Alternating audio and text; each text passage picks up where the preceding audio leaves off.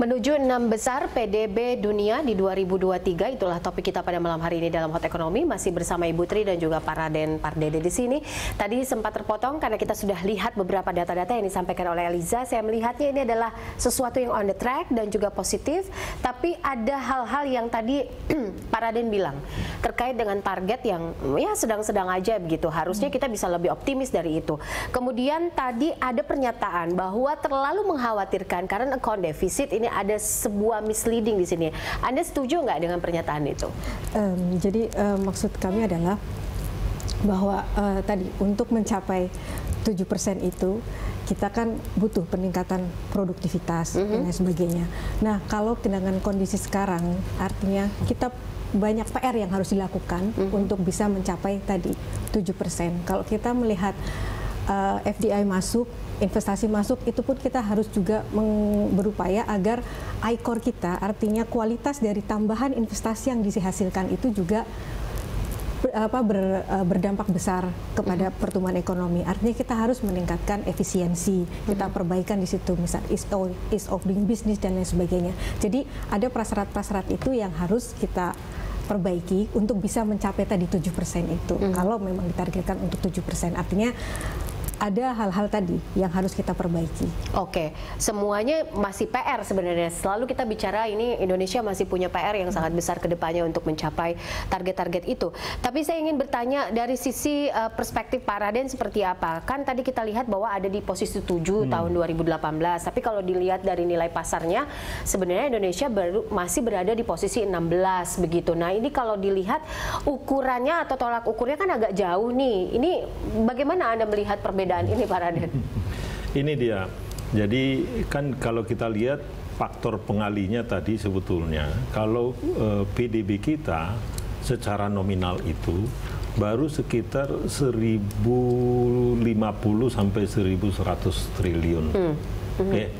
Ya, 1100 triliun. Sementara tadi kalau berdasarkan purchasing power parity itu 3,5. Jadi hampir 3,5 kali lipat 3,5 triliun ya. 3,5 kali. Dibandingkan dengan yang real value nominal kita sekarang ini. Nah, purchasing power parity-nya 3,5 kali.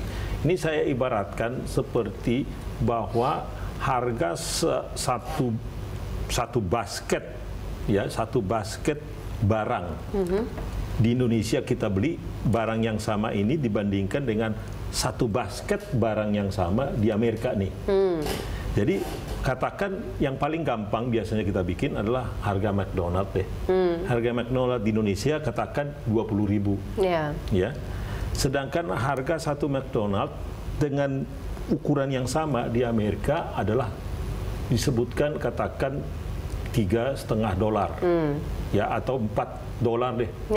$4 itu $5, pas-pasnya $5. Jadi $5 di kita 20.000. $5 itu kalau diuangkan, ini satu McDonald ini itu ada sekitar 75.000 kan. 70.000, 75.000 lah, 70.000. Sedangkan di kita 20.000. Nah, inilah 3,5 kali. Ada disparitas itu. Disparitas di situ.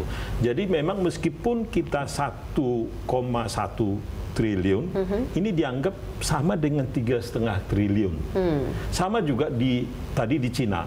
Cina itu sekarang PDB mereka itu sekitar 12 triliun. Tapi dihitungkan 25 tadi.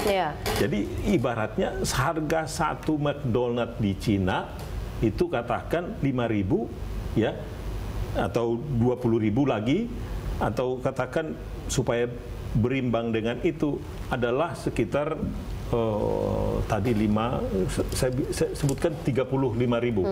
Sedangkan di Amerika adalah 80.000, 75.000. Jadi begitu dia perbandingannya. Jadi berdasarkan daya beli atau harga berlakunya. Betul, harga, ya itu dia. Nah, apapun alasannya, kalau kita lihat, kita patut berbangga tadi itu. Dibandingkan dengan banyak negara, kita itu negara besar. Satu adalah memang penduduk kita juga besar. Jadi pengalinya itu besar sekali. Ya, kalau kita lihat itu negara-negara yang masuk negara nomor 1 sampai nomor 3 sudah pasti penduduk yang paling besar di dunia, yaitu Tiongkok, kemudian yang kedua adalah Amerika, baru India kan. Nomor 4 kalau nggak salah tadi ada Jepang, kemudian ada Jerman. Itu penduduknya juga lumayan banyak. Cuman karena income per kapita mereka sudah besar sekali, kita kalah. Baru kita nomor 6.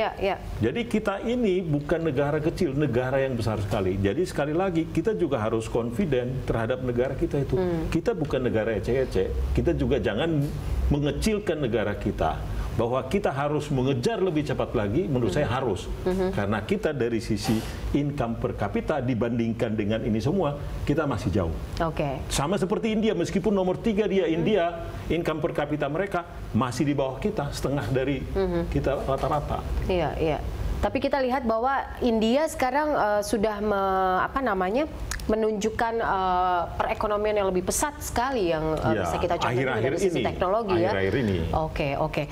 Bu Tri, bagaimana Anda melihat hal ini? Bagaimana akhirnya kita bisa merealisasikan ini? Bagaimana kita bisa mengejar ini? Sehingga ini nggak cuman ada dari sisi peringkat saja, tapi bagaimana akhirnya ini bisa berdampak kepada kesejahteraan rakyat Indonesia?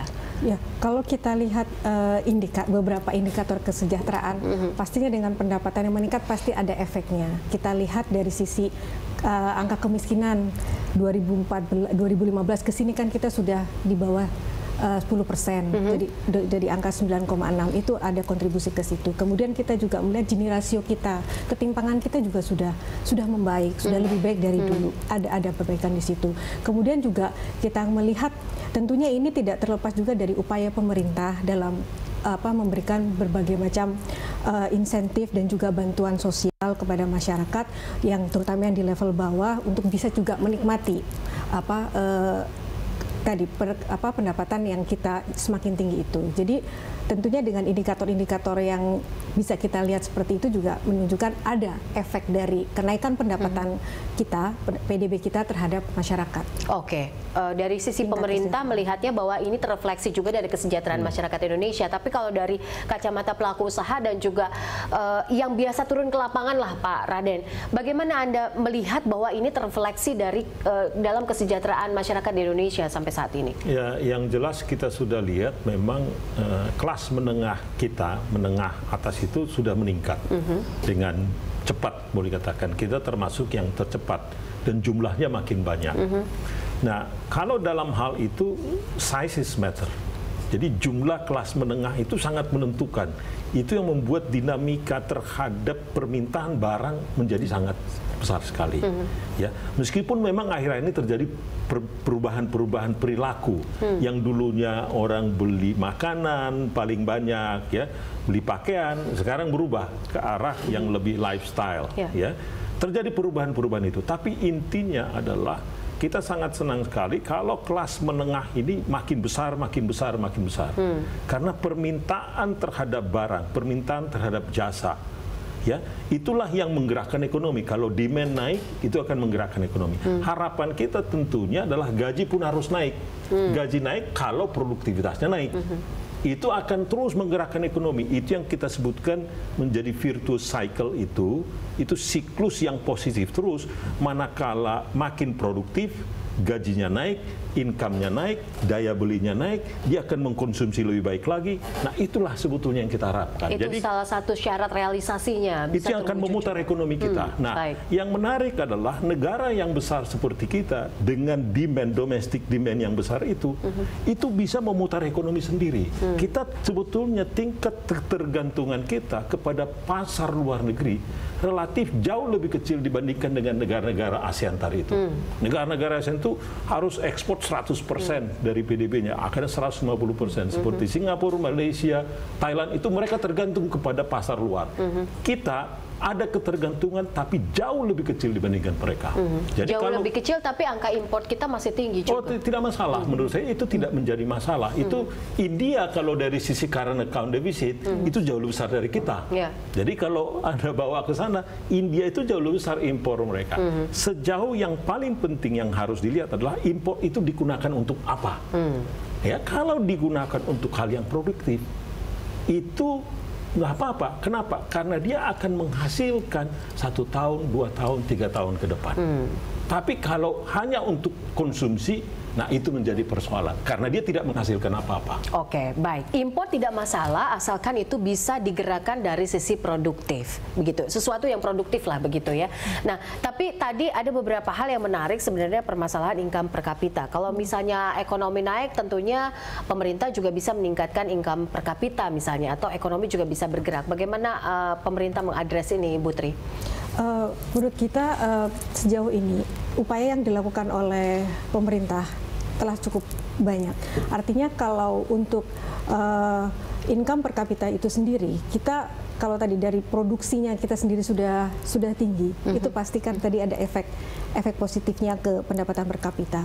Kemudian dari sisi pemerintah juga menciptakan untuk tadi perbaikan kesejahteraan dari sisi pegawai, ASN juga ada perbaikan pendapatan di situ. Kemudian juga tadi di sisi masyarakat yang level bawah, yang artinya dijaga juga purchasing power parity-nya itu supaya daya belinya itu supaya tetap tertahan dengan banyak memberikan bantuan sosial, jaminan kesehatan dan lain sebagainya, sehingga mereka tetap bisa meningkatkan itu dan juga menciptakan lapangan pekerjaan melalui tadi pembangunan pemberian dana-dana desa ke daerah itu juga akan mengenerate